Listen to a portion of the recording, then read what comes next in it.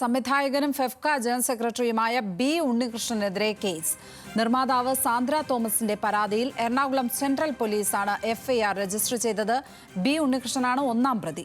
നിർമ്മാതാവ് ആന്റോ ജോസഫ് രണ്ടാം പ്രതിയാണ്. വിവരങ്ങളുമായി സഹിൻ ആന്റണി ചേരുന്നു. സഹിൻ, എന്താണ് സാന്ദ്രയുടെ പരാതിയിൽ പറഞ്ഞിരിക്കുന്ന കാര്യങ്ങൾ? ബി ഉണ്ണികൃഷ്ണനെതിരെ എന്തൊക്കെ വകുപ്പുകൾ ചുമത്തി എപ്പോഴാണ് കേസെടുത്തിരിക്കുന്നത്?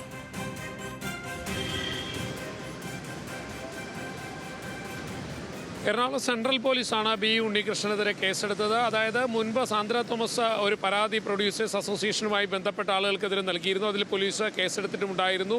ഈ പരാതിയുടെ അടിസ്ഥാനത്തിൽ പിന്നീട് തനിക്കെതിരെ ബി ഉണ്ണികൃഷ്ണൻ അടക്കമുള്ള ആളുകൾ തന്നെ തൊഴിലെടുക്കാൻ അനുവദിക്കുന്നില്ല, മാത്രമല്ല സിനിമയിൽ നിന്നും തന്നെ ഒറ്റപ്പെടുത്താൻ ശ്രമിക്കുന്നു, പല സിനിമാ അവസരങ്ങളും തനിക്ക് നിഷേധിക്കുന്നു എന്നെല്ലാമായിരുന്നു സാന്ദ്രയുടെ പരാതി.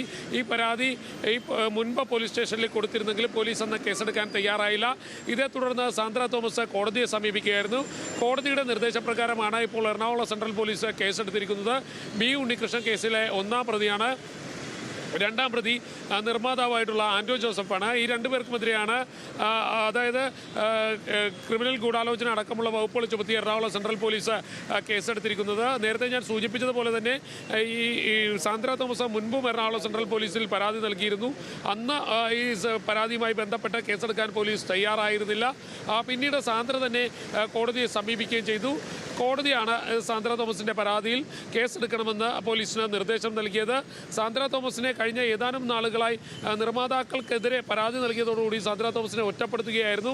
അവരെ സിനിമ ചെയ്യാൻ അനുവദിക്കുന്നില്ല എന്നെല്ലാമാണ് സാന്ദ്രയുടെ പരാതി. ഇതിനിടയിൽ ബി ഉണ്ണികൃഷ്ണൻ പറയുന്നത് സാന്ദ്രയുടെ പരാതിയിൽ കളവാണ്, താൻ ഇത്തരത്തിലൊന്നും പ്രവർത്തിച്ചിട്ടില്ല എന്നുള്ളതാണ്. എന്തായാലും സാന്ദ്രയുടെ പരാതി പരിശോധിച്ച ശേഷമാണ് ഇപ്പോൾ കോടതി ഇത്തരത്തിൽ ഒരു നിർദ്ദേശം നൽകിയതും എറണാകുളം സെൻട്രൽ പോലീസ് കേസെടുത്തതും. ഈ കോടതിയിൽ എന്നായിരുന്നു സഹിൻ കേസ് വന്നത്?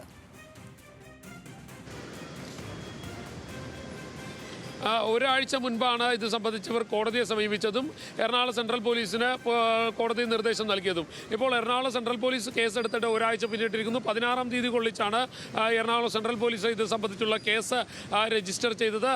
മാത്രമല്ല സാന്ദ്രയുടെ പരാതി മുൻപ് എറണാകുളം സെൻട്രൽ പോലീസിൽ നൽകിയിരുന്നു. അന്ന് പോലീസ് കേസെടുക്കാൻ തയ്യാറായിരുന്നില്ല. ഇതോടുകൂടിയാണ് സാന്ദ്ര തോമസ് കോടതിയെ സമീപിച്ചത്.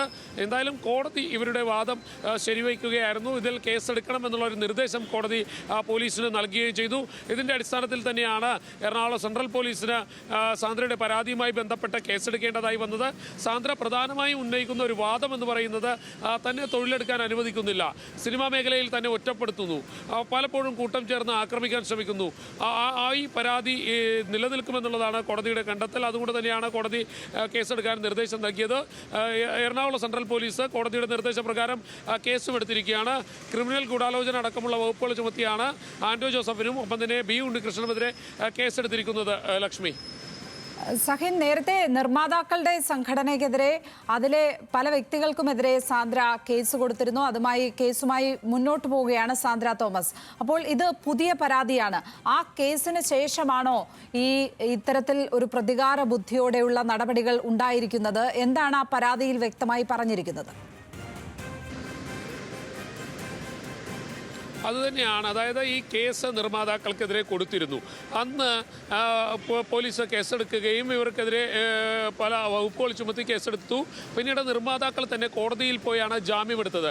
ആ ജാമ്യമെടുത്തതിന് ശേഷം പല നിർമ്മാതാക്കളും ചേർന്നുകൊണ്ട് FEFKA general secretary B Unnikrishnan അടക്കമുള്ളവരുടെ സഹായത്തോടുകൂടി സാന്ദ്രയെ സിനിമയിൽ നിന്നും ഒറ്റപ്പെടുത്തുന്നു എന്നുള്ളതാണ് സാന്ദ്രയുടെ പരാതി. ഏറെക്കുറെ ഈ പരാതിയിൽ കഴമ്പുണ്ട് എന്നുള്ളതാണ് കോടതി കണ്ടെത്തിയിരിക്കുന്നത്. അതുകൊണ്ട് തന്നെയാണ് കോടതി പോലീസിന് നിർദ്ദേശം നൽകിയത് ഇത് സംബന്ധിച്ച് കേസെടുക്കണമെന്നുള്ളത്. എന്തായാലും പോലീസ് ഇപ്പോൾ കേസെടുത്തിട്ട് ഒരാഴ്ച പിന്നിട്ടിരിക്കുകയാണ്. സാന്ദ്രയുടെ പരാതി വരുമ്പോൾ രണ്ടുപേർക്കെതിരെയാണ് പ്രധാനമായിട്ടും സാന്ദ്ര പരാതി പറയുന്നത്.